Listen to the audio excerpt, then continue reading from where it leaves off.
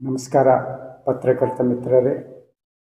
ಇವತ್ತು ತಮಗೆಲ್ಲ ಕರೆಯೋದು ಉದ್ದೇಶ ಏನಂತ ಹೇಳಿದರೆ, ನಿನ್ನೆ ನಮ್ಮ ಮಹಾನಗರ ಪಾಲಿಕೆ 35 ಸದಸ್ಯರಿಗೆ ಸಸ್ಪೆಂಡ್ ಮಾಡಿದ ಕುರಿತು ಈ ಪ್ರಕ್ರಿಯೆಗೆ ಸ್ಟಾರ್ಟ್ ಮಾಡಿದವನೇ ನಾನು.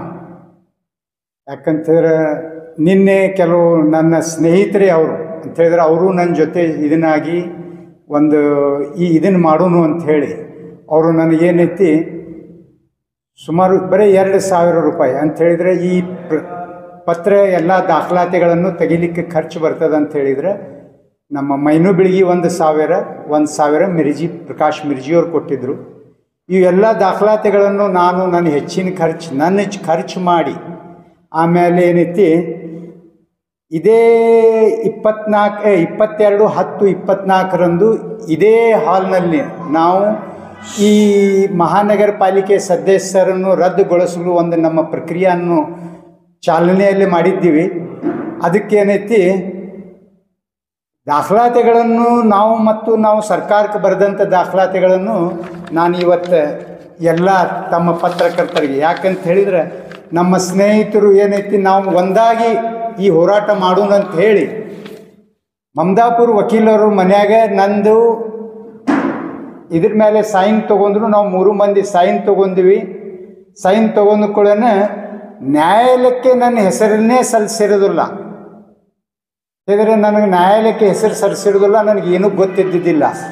ಯಾವಾಗ ನನಗೆ ಈ ನ್ಯಾಯಾಲಯಕ್ಕೆ ನನ್ನ ಹೆಸರು ಸಲ್ಲಿಸಿಲ್ಲ ಅಂಥೇಳಿ ಗೊತ್ತಾಯಿತು, ಅವಾಗೇ ನಾನು ಗುಲ್ಬರ್ಗಕ್ಕೆ ಹೋಗಿ ನಾನು ಮತ್ತೊಬ್ಬರು ವಕೀಲರನ್ನ ಹಚ್ಚಿದ್ದೆ, ಬಸಯ್ಯ ಹಿರೇಮಠ ಅಂಥೇಳಿ ಅವ್ರಿಗೆ. ಯಾಕಂತ ಹೇಳಿದ್ರೆ ನಾಳೆ ಇವರು ಏನಾರು ಹಿಂದೆ ಸರದ್ರ ಅಥವಾ ಏನಾರು ಮಂಡೋಳಿ ಮಾಡ್ಕೊಂಡ್ರು ಅಂಥೇಳಿದ್ರೆ ಉದ್ದೇಶದಿಂದ ಏನೈತಿ ನಂದು ಉದ್ದೇಶ ಏನಿತ್ತು, ಬರೀ ಈ ಸದಸ್ಯರನ್ನು ರದ್ದುಗೊಳಿಸೋದು ಒಂದೇ ಉದ್ದೇಶ. ಇದು ಏನಾಯಿತು, ಮತ್ತು ಇವ್ರು ಹೋರಾಟ ಮಾಡಲಿ ಅವ್ರು ಹೋರಾಟ ಮಾಡಲಿ ನಮ್ಗೆ ಇದೇನು ಇದ್ದಿದ್ದಿಲ್ಲ. ಯಾಕಂತ ಹೇಳಿದ್ರೆ ಪತ್ರಕರ್ತರು ಹಾಗೂ ಮಹಾನಗರ ಪಾಲಿಕೆ ಅಧಿಕಾರಿಗಳಿಗೆ ಗೊತ್ತು ಈ ಪ್ರಕ್ರಿಯೆ ಚಾಲನೆ ಮಾಡಿದವರು ಯಾರು ಅಂಥೇಳಿದ್ರೆ. ಯಾಕಂತ ಹೇಳಿದ್ರೆ ಇಷ್ಟು ದಾಖಲಾತಿಗಳು ಇದು ನನ್ನಲ್ಲೇ ಪ್ರಾದೇಶಿಕ ಆಯುಕ್ತರು ಬರೆದಂಥ ಲೆಟ್ರ್. ನಾನು ಅವ್ರಿಗೆ ಏನು ಬರ್ದೀನಿ, ಅವ್ರು ನನಗೇನು ಬರ್ದಾರ, ತಮಗೆ ಏನು ಬೇಕು ಅನ್ನೋದು ಎಲ್ಲ ಮಾಹಿತಿ ಹಕ್ಕು ಒಳಗೆ ಏನೇನು ಈವನ್ ಈಗ ಇವರು ಮಹಾಪೌರ ಇಲೆಕ್ಷನ್ ಚುನಾವಣೆ ಕುರಿತು ಏನು ಮಾಡಿದ್ದಾರಲ್ಲ ಅದನ್ನು ರದ್ದು ಮಾಡಲಿಕ್ಕೂ ನಾನು ಪ್ರಯತ್ನ ಮಾಡಿದ್ದೆ. ಅಂಥೇಳಿದ್ರೆ ಇವ್ರು ಏನು ಮಾಡ್ಲಿಕ್ಕತ್ತಿದ್ರು ಅಂಥೇಳಿದ್ರೆ, ಯಾವಾಗ ಸರ್ಕಾರ ಇದ್ರೊಳಗೆ ಬ್ಲ್ಯಾಕ್ ಮೇಲ್ನೂ ಆಗಿದ್ದೈತಿ.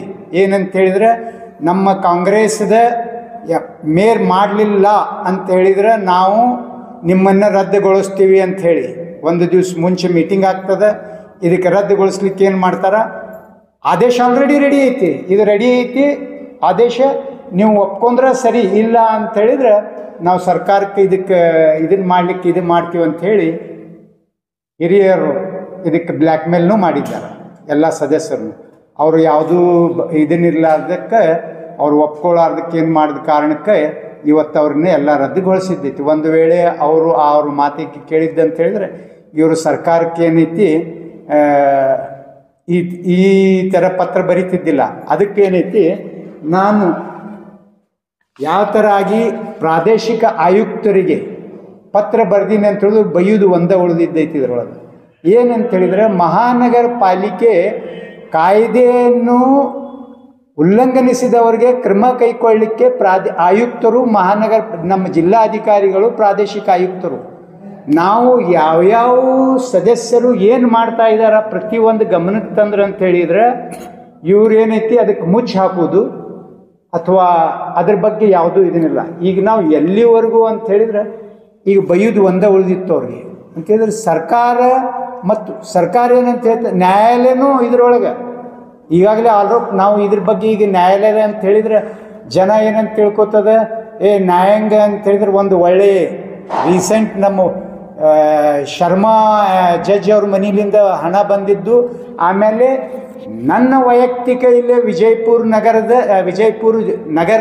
ನ್ಯಾಯಾಲಯದೊಳಗೆ 2 ನ್ಯಾಯಾಧೀಶರ ಮೇಲೆ ನಾನು ಅಲಿಗೇಷನ್ ಮಾಡೀನಿ. ಇವತ್ತು ನನ್ನ ಯಾರೂ ನ್ಯಾಯಾಲಯದೊಳಗೆ ವಕೀಲರು ನಂದು ಇದು ಹಿಡಿತಿಲ್ಲ ಅಂತ ಹೇಳಿದ್ರೆ ನ್ಯಾಯಾಲಯ ಒಂದು ನ್ಯಾಯಾಂಗದ ಇಲಾಖೆ ಒಂದು ಏನಾರ ನಮಗಿಲ್ಲೇ ನ್ಯಾಯ ಸಿಗ್ಬೋದು ಅಂಥೇಳಿ ಈ ಉಲ್ಲಂಘನೆ ಮಾಡಿದ್ದವ್ರ ಬಗ್ಗೆ ನಾವು ಸರ್ಕಾರ ಮತ್ತು ಪ್ರಾದೇಶಿಕ ಆಯುಕ್ತರ ಇಲ್ಲಿ ಜಿಲ್ಲಾಧಿಕಾರಿಯವ್ರಿಗೂ ಬರೆದಿದ್ವಿ. ಇವು ಯಾವುದೂ ಇವ್ರ ಮೇಲೆ ಕ್ರಮ ಕೈಗೊಳ್ಳಿಲ್ಲ. ಅವ್ರು ತಮ್ಮ ತಾವೇನೇ ಮಾಡ್ಕೋತಿದ್ರು. ಅವಾಗ ನಾವೇನು ಮಾಡಿದ್ವಿ, ನಮ್ಮ ಹತ್ರ ನ್ಯಾಯಾಲಯಕ್ಕೆ ಹೋಗೋದು ದಾರಿ ಇತ್ತು. ನ್ಯಾಯಾಲಯಕ್ಕೆ ಹೋದ್ರೆ ಅವ್ರೇನು ಮಾಡ್ತಾರ, ಎಷ್ಟು ಚೆಲ್ಲಾಟ ಏನು ಇದು ನಮ್ಗೆ ತಿಳಿಲಿಲ್ಲ. ಏನು ಮಾಡ್ತಾರ, ಇದು ಸರ್ಕಾರದ ಕೆಲಸ, ಸರ್ಕಾರ ಇದ್ರ ಬಗ್ಗೆ ಆದೇಶಿಸಿದೆ ಅಂಥೇಳಿ ಪತ್ರ ಬರೀತಾರೆ. 30 ದಿವಸ ಒಳಗಾಗಿ ನಮ್ಗೆ ವರದಿ ಕೊಡ್ರಿ. ಏನು ಆಟ ಮಾಡ್ಲಿಕ್ಕತ್ತಾರೆ ಇದು? 30 ದಿವಸ ಒಳಗೆ ಸಲ್ಲಿಸ್ಲಿ ಅಂತ ಹೇಳಿದ್ರೆ ಅವ್ರು ಸಲ್ಲಿಸಿಲ್ಲ ಅಂಥೇಳಿ ನಿಮ್ಮ ಹತ್ರ ಬಂದಿದ್ದೈತಿ, ಅದ್ರ ಮೇಲೆ ಆದೇಶ ಮಾಡಬೇಕು. ಅದು ಆದೇಶ ಮಾಡಿದ ನಂತರ ಅವ್ರು ಏನಂತೇಳಿ ಬರ್ತಾರೆ. ನಂದು ಹೇಳೋದು ಏನಂತ ಹೇಳಿದ್ರೆ, ನ್ಯಾಯಾಲಯನೂ ಈ ಆಟದ ಒಳಗೆ ಏನೈತಿ ಅವ್ರಿಗೆ ಸಮಯ ಕೊಟ್ಟಿತ್ತು. ಏನೇ ಆಗಲಿ ಒಳ್ಳೆಯದಾಯಿತು ಅಂತ ಹೇಳಿದ್ರೆ ಇನ್ನು ಅವ್ರಿಗೆ ರದ್ದುಗೊಳಿಸಿದ್ದೈತಿ. ಆಮೇಲೆ ಇವತ್ತು ನಮ್ಮ ಈ ಪ್ರೆಸ್ ಕಾನ್ಫರೆನ್ಸ್ ಮಾಡೋದು ಉದ್ದೇಶ ಏನಂತ ಹೇಳಿದರೆ, ನಮ್ಮ ಸ್ನೇಹಿತರಾದ ಮೈನು ಬಿಳಗಿ, ಪ್ರಕಾಶ್ ಮಿರ್ಜಿ, ನಮ್ಮ ಇವರು ಮುಖ್ತಾರ್ ದಖ್ನಿ ಎಡ್ಯುಕೇಟರ್ ಏನದಾರಲ್ಲ, ನಾವು ಎಲ್ಲರೂ ಕೂಡಿ ಈ ಪ್ರಕ್ರಿಯೆಕ್ಕೆ ಇವರು ಲೆಟರ್ ಸುಧಾ ನಾವು ಟೈಪಿಂಗ್ ಮಾಡಿ ನಾನು ರೊಕ್ಕ ಕೊಟ್ಟಿದ್ದೈತಿ. ಅವ್ರು 2,000 ರೂಪಾಯಿ ಕೊಟ್ರ ಇಲ್ಲ ಅಂತ ಹೇಳೋದಿಲ್ಲ. 2,000 ರೂಪಾಯಿದೊಳಗೆ ಇಷ್ಟೆಲ್ಲ ಆಗ್ಬೋದೇನೋ. ಒಂದು ಪ್ರೆಸ್ ಕಾನ್ಫರೆನ್ಸ್ ಬರೀ ಇಲ್ಲಿ 1,100 ರೂಪಾಯಿ ಮಾಹಿತಿ ಹಾಕಿದ ತುಂಬಿದ್ದು ಇಲ್ಲಿ ರಸೀಟ್ ಐತಿ. ಎಷ್ಟು ಮಾಹಿತಿಯಾಕೆ 1,100 ಒಂದು ಬ್ಯಾರೆ ಹೇಳಿದ್ರೆ, ಇದು ಇವ್ರದ್ದು ಸುಳ್ಳನ್ನು ಬಯಲು ಮಾಡಲಿಕ್ಕೆ ಉದ್ದೇಶಕ್ಕೆ ನನಗೆ ಎಲ್ಲ ಡಾಕ್ಯುಮೆಂಟ್ಸ್ ಬೇಕಾಗಿತ್ತು. ಈ ಎಲ್ಲ ಕಲೆಕ್ಟ್ ಮಾಡಿದವ ನಾನು. ಬರೀ ಏನೈತೆ, ನಾನು ಇವತ್ತು ಇದನ್ನು ಮಾಡ್ತಿದ್ದಿಲ್ಲ. ಯಾರೇ ಮಾಡಲಿ ನಮ್ಗೆ ರದ್ದಾಯಿತು, ನಾನು ಒಳ್ಳೇದಂತೇಳಿ ಸುಮ್ಮನೆ ಕುಂದಿರ್ತಿದ್ದೆ. ಆದರೆ ನಮ್ಮ ಹೆಸರು ಬರಲಾರ್ದ ಕಾರಣ ಯಾರೇ ಮಾಡ್ದೆ ಯಾರೇ ಕ್ರೆಡಿಟ್ ತೊಗೋತಾರ ಅಂಥೇಳಿದ್ರೆ, ಇದಕ್ಕೆ ನಾವೇನೈತಿ ಆ ಉದ್ದೇಶದಿಂದ ತಮ್ಮ ಪತ್ರಕರ್ತರ ಮಾಧ್ಯಮದಿಂದ ಎಲ್ಲ ಜನರಿಗೂ ಈ ನಮ್ಮ ಅಂದರೆ ನಾವು ಭ್ರಷ್ಟಾಚಾರ ವಿರುದ್ಧ ಮಾಡ್ತಿರುವ ಹೋರಾಟ, ಅಧಿಕಾರಿಗಳು ಏನು ತಮ್ಮ ಉಲ್ಲಂಘನೆ ಮಾಡಿರ್ತಾರ ಅದ್ರ ಬಗ್ಗೆ ನಾವು ಹೋರಾಟ ಮಾಡ್ತೀವಿ. ತಾವು ಎಲ್ಲರೂ ಪತ್ರಕರ್ತರು ನಮಗೆ ಪ್ರೋತ್ಸಾಹ ಮಾಡಲಿಕ್ಕೆ ಇವತ್ತು ತಮ್ಮದೇ ಒಂದು ಮುಖ್ಯ ಇದನ್ನಂತೂ ನಾವು ತಮ್ಮ ಇದಕ್ಕೆ ಧನ್ಯವಾದನೂ ಅಂತ ಹೇಳ್ತೀವಿ. ನಮ್ಮ ಕಾಸಿಮ್ ಇವರು ತಮಗೆ ನನಗೆ ಕೆಟ್ಟ ಅನ್ನಿಸ್ಲಿಕ್ಕತ್ತದ ಅಣ್ಣ ಅಂಥೇಳಿ ತಮ್ಮ ಎಲ್ಲರಿಗೂ ಇಲ್ಲೇ ಜಮಾ ಮಾಡಿದ್ದೈತಿ, ಆಹ್ವಾನ ಮಾಡಿದ್ದೈತಿ. ತಾವು ಅವ್ರು ಕರೆಯಕ್ಕೆ ಬಂದಿದ್ದು ಧನ್ಯವಾದಗಳು. ಮತ್ತು ತಮಗೆ ಈ ಬಗ್ಗೆ ಏನು ಕೇಳೋದೈತಿ, ಇನ್ನೊಂದೇನೈತಿ, ಇಷ್ಟ ನೀಚ ಕೆಲಸಗಳು ಮತ್ತು ಕಾನೂನು ತೂರಿಟ್ಟು ಅಂದರೆ ಇವತ್ತು ಪ್ರಜಾಪ್ರಭುತ್ವ ಏನೂ ಉಳಿದಿಲ್ಲ ಅಂದಮೇಲೆ 4 ಮತದಾರರಿಗೆ ಹೊರಗಿನವ್ರಿಗೆ ತರಿಸ್ತಾರ. ಅವ್ರದ್ದು ಇಲ್ಲೇ ತಯಾರು ಮಾಡಿದ್ದೀನಿ. ಅವ್ರ ಮೇಲೇನು ಇನ್ನು ನಾಳೆ 420 ಕೇಸ್ ಫೈಲ್ ಮಾಡ್ತೀನಿ ಅಂಥೇಳಿ. ಏನಂತೇಳಿ ಇವ್ರಿಗೆ ತಂದು ಅಲ್ಲಿ ಇಂಡಿ ರೋಡಿಗೆ ನಮ್ಮ ಪಾಟೀಲ್ ಅವ್ರದ್ದು ಕಾಂಪ್ಲೆಕ್ಸ್ ಐತಲ್ಲ, ಮನೆಗಳು ಅದಾವಲ್ಲ, ಅಲ್ಲಿದು ಅಡ್ರೆಸ್ ಕೊಟ್ಟಾರ. ಇವ್ರದ್ದು ಕರೆಸ್ಪಾಂಡೆನ್ಸ್ ಸಲುವಾಗ ಅವ್ರಿಗೆ ಗೊತ್ತಾಗೋದಿಲ್ಲ 420 ಕೇಸ್ ಎಲ್ಲಿದ್ದಾರೆ ವೋಟರ್ಸ್ ತಂದು ಏನು ಬೇಕಾದ್ ಮಾಡ್ಬೋದು ಅಂತ ಹೇಳಿದ್ರೆ, ಇದು ಓಪನ್ ಜನರಿಗೆ ಒಂದು ಏನೈತಿ ಅಂತ ಹೇಳಿದ್ರೆ, ಆಡಳಿತ ಇದ್ದಂಥ ಮತ್ತು ಪ್ರಭಾವಶಾಲಿ ರಾಜಕಾರಣಿಗಳು ಮತದಾರಿಗೆ ಲೋಕಲ್ ಮತದಾರಂಕರು ಸಿಗೋದು ಬಿಡ್ರಿ. ಈಗಾಗಲೇ ಅದಕ್ಕೆ 25,000 ಮತದಾರರನ್ನ ಹೆಂಗೆ ಸೇರಿಸ್ಯಾರ ಅನ್ನೋದು ಅದು ನಡೆದಿದ್ದೈತಿ ಚರ್ಚೆ. ಈ 4 ವ್ಯಕ್ತಿಗಳು ಓಪನ್ ಅಲ್ಲಿಯವ್ರಿಗೆ ಇಲ್ಲಿ ತಂದು ಸೇರಿಸಿ ವೋಟಿಂಗ್ ಮಾಡಿಸ್ಲಿಕ್ಕೆ ಇದನ್ನು ಮಾಡ್ತಾರಂತ ಹೇಳಿದ್ರೆ, ಇವರು ಕ್ರೈಮ್ ಮಾಡಿದವರು.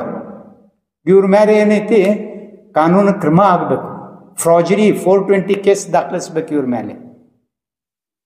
ಅದನ್ನು ಪ್ರಕ್ರಿಯೆ ಇಲ್ಲಿ ನಡೆದಿದ್ದೈತಿ. ಮತ್ತು ಹೆಚ್ಚು ಯಾರು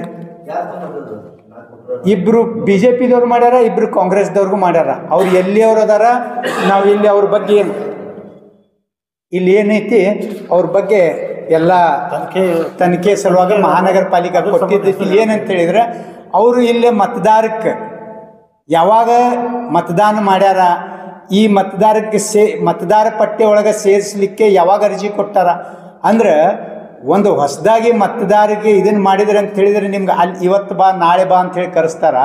ಈಗ ತಮಗೆ ಮತದಾನ ಮಾಡ್ಕೊಳ್ಳೋದೈತೆ ಅಂತ ಹೇಳಿದ್ರೆ ಯಾವಾಗ ಅರ್ಜಿ ಕೊಟ್ಟರು ಯಾವಾಗ ಸೇರಿಸ್ಕೊಂಡ್ರು ಮತದಾರ ಪಟ್ಟಿ ಒಳಗೆ ಅಂಥೇಳಿ ಅದು ಸರ್ಕಾರಿ ಅಧಿಕಾರಿಗಳಿಗೆ ಯಾವ ಥರ ಚೀಟಿಂಗ್ ಮಾಡ್ತಾರೆ ಅದು ಬಯಲು ಮಾಡಲಿಕ್ಕೆ ಅದನ್ನು ನಮ್ಮದು ಪ್ರಕ್ರಿಯೆ ನಡೆದಿದ್ದೈತಿ. ಹೌದು, ಬೇರೆ ಕಡೆಯದವ್ರು ಅದಾರ, ಬೇರೆ ಔಟ್ರಿ. ಹೌದು, ಅಲ್ಲಿಯವರು ಅವರು ಸದಸ್ಯರು ಇಲ್ಲಿ ಯಾವುದೂ ಅವ್ರದ್ದು ಆವಾಸನ ಇಲ್ಲಿ ಯಾವುದೂ ಇಲ್ಲಿ ಅವ್ರ ರಿಲೇಷನ್ ಇಲ್ಲ, ಏನೂ ಇಲ್ಲ.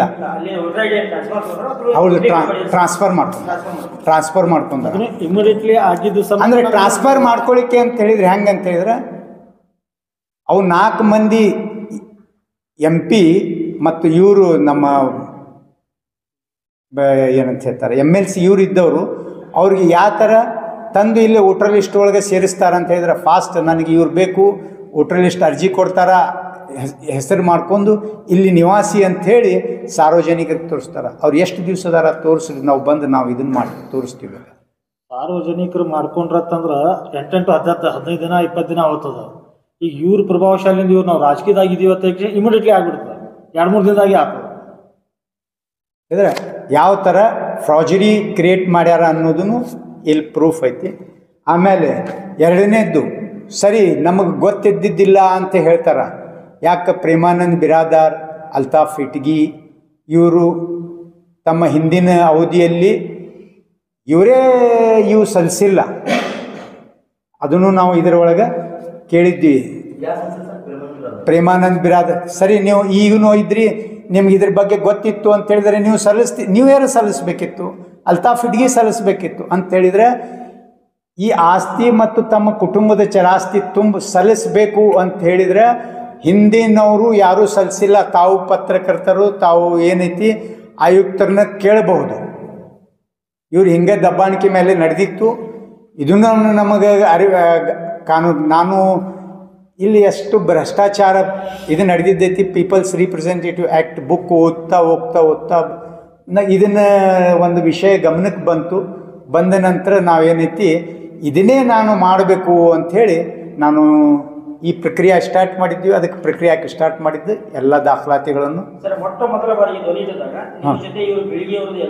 ಇಲ್ಲ, ಈವನ್ ಬೆಳಗಿನೂ ಇದ್ದಿದ್ದಿಲ್ಲ, ಮಿರ್ಜಿ ಇದ್ದರು. ಯಾಕಿದ್ರು ಮೈನು ಬೆಳಗ್ಗೆ ಯಾಕಿದ್ದಿದ್ದಿಲ್ಲ ಅಂತೇಳಿದ್ರೆ ಇದು ನಾಳೆ ನಾನು ಸುಳ್ಳು ಆಯಿತು ಅಂಥೇಳಿದರೆ ನನ್ನ ಹೆಸರು ಆಗಬಾರ್ದು ಅಂಥೇಳಿ ಅವರು ಇದ್ದಿದ್ದಿಲ್ಲ. ಪ್ರಕಾಶ್ ಮಿರ್ಜಿ ಒಬ್ಬರೇ ನನ್ನ ಜೊತೆ ಬಂದಿದ್ದರು.